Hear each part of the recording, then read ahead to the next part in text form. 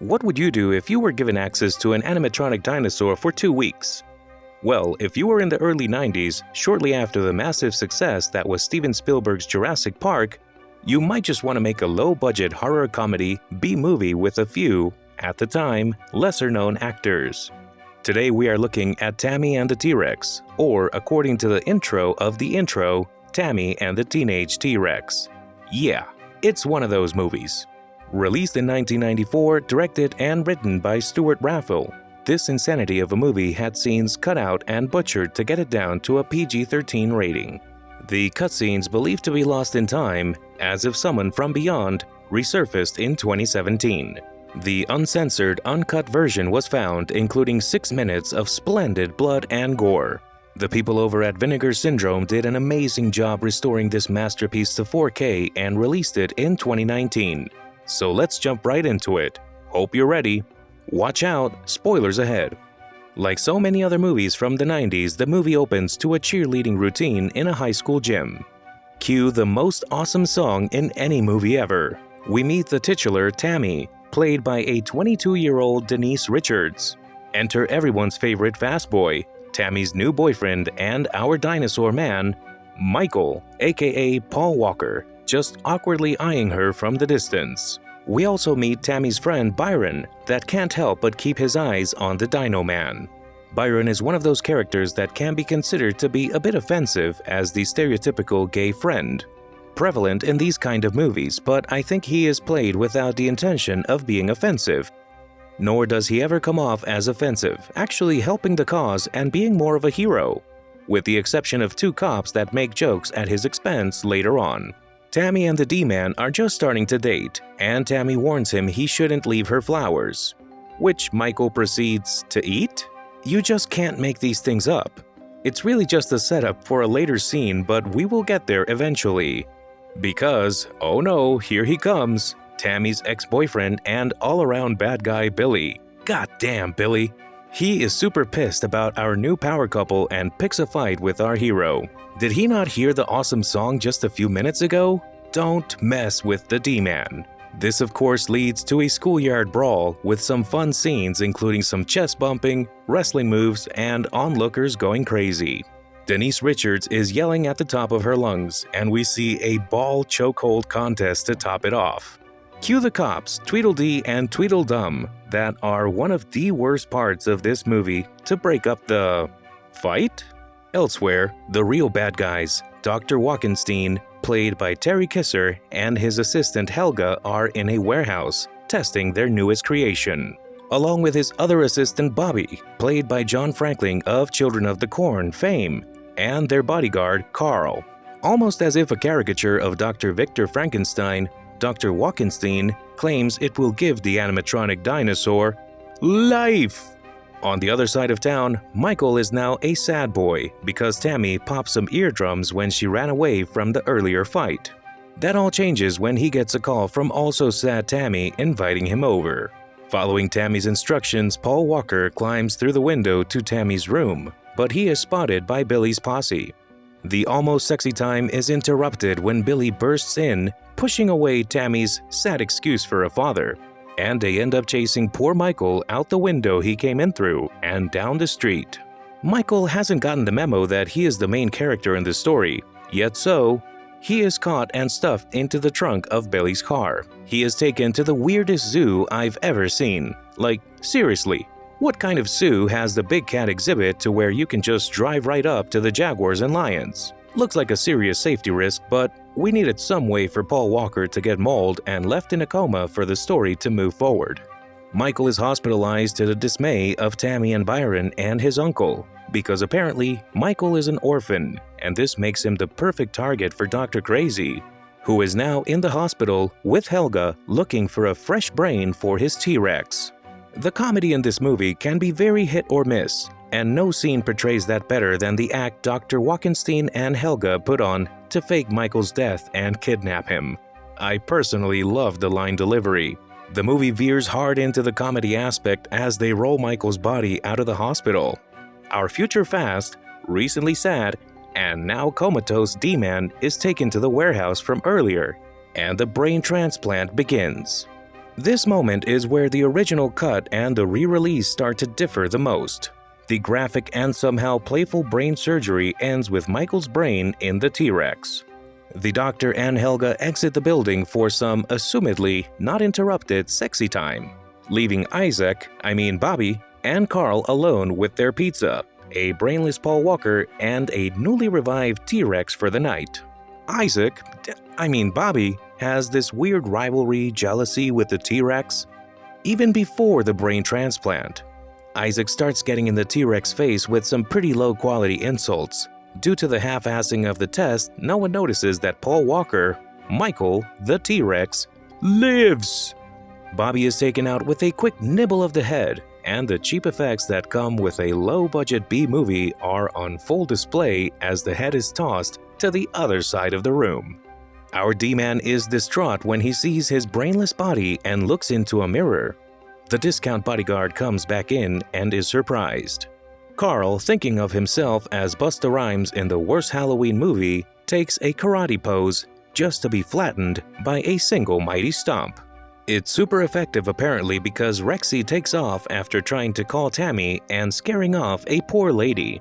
Paul Rex is left to wander the streets in his new dinosaur body while Tammy is super sad at a party. The legend himself, Billy, rolls into the party, ignoring the girl from his gang, Wendy, throwing herself on him. Tammy decides that the party wasn't a good idea right after her boyfriend died in front of her. Billy tries to stop her, but she turns him down, and there is Wendy again. Billy, super offended by the rejection, takes off along with Wendy and invites another ragtag member of his gang, Weasel, for some sexy times. Oh wait, never mind. With a name like Weasel, he is pushed back and laughed at. Heartbroken, Weasel takes off to a bush to relieve himself on a dinosaur statue of a T-Rex. Wait a minute, that's not a statue. It was Paul Rex. He doesn't take kindly to being peed on and he rips open Weasel with a paw swipe. Now this is a great example of low-budget practical effects just working, sometimes regardless of how bad they actually look. With his revenge still not complete, Paul Rex takes off after Billy and Mrs. Rebound, who don't even notice a giant dinosaur standing right above them.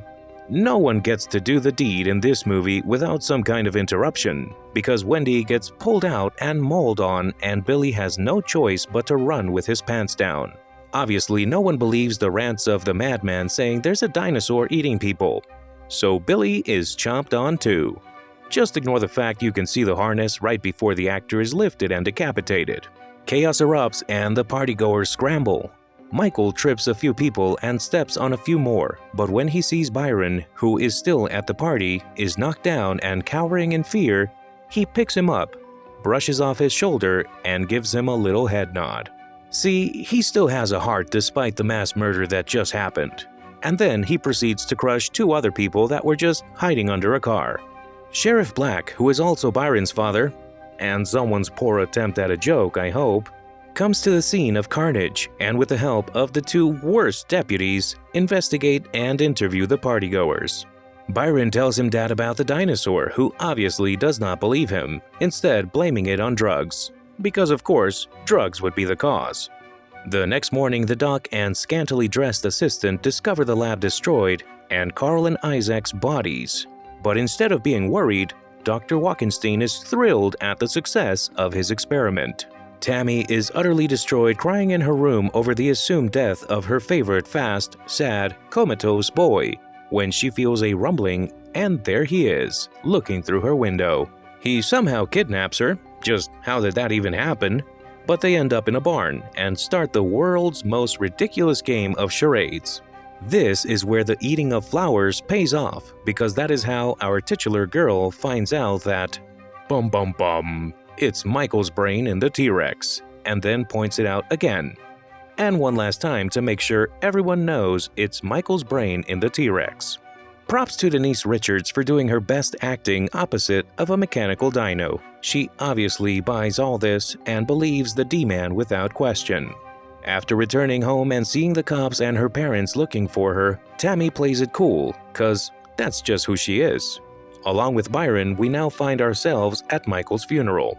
Michael's uncle gives such a beautiful eulogy that it brings a tear to Michael's animatronic T-Rex eyes. Literally. Somehow, he's hiding just behind some trees and no one sees him.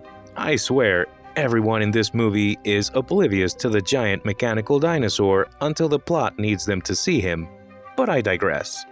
Plan Get Michael a New Body is started right after the funeral after discovering that Michael's original body has started to decompose. The doctor and the potentially offensive stereotype of an assistant are there waiting to kidnap Michael again. In some kind of karmic retribution, the perilous pair are the ones tied up and kidnapped this time, and Michael is riding super comfy in the back of that giant yellow truck. They pull up to a morgue in another, honestly great scene as they show Paul Rex the dead bodies to see which one he likes best. These include a black guy, an Asian dude, and a girl that Michael spends a few more seconds contemplating than Tammy likes. Paul Rex takes so long making a choice that it gives our bad guys the chance to escape and meet up with Tweedledee and Tweedledum. Cue the chase scene. Sheriff Black is called in to participate in the chase for his son and a dinosaur. To throw them off, Byron drives into an orchard and crashes the big yellow truck. Paul Rex somehow lands on his feet with just a few branches on him. Byron becomes the hero he was meant to be and holds up the cop so Tammy and the teenage T-Rex can make their escape. And what a magnificent escape it is. Tammy rides off into the sunset on the back of Paul Rex.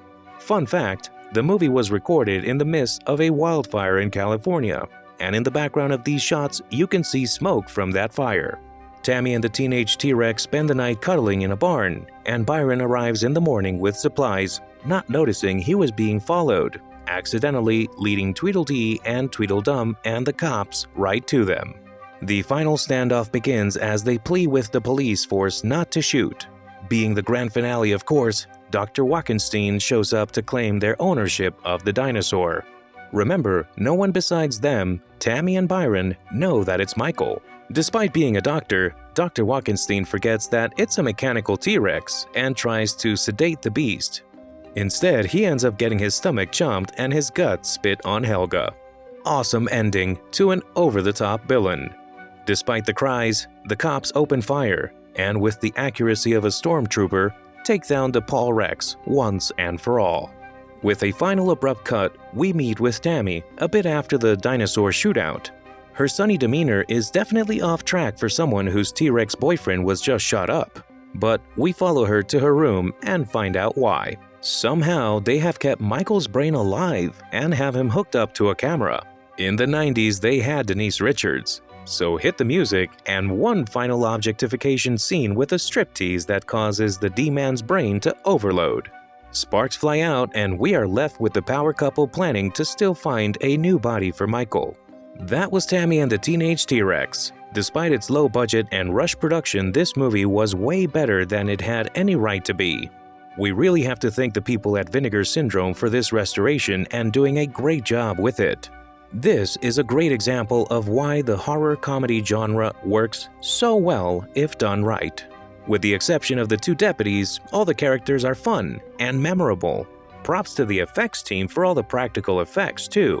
It will be a subjective viewing for most people, and I get it if not everyone likes the movie, but we can certainly give this one our seal of approval.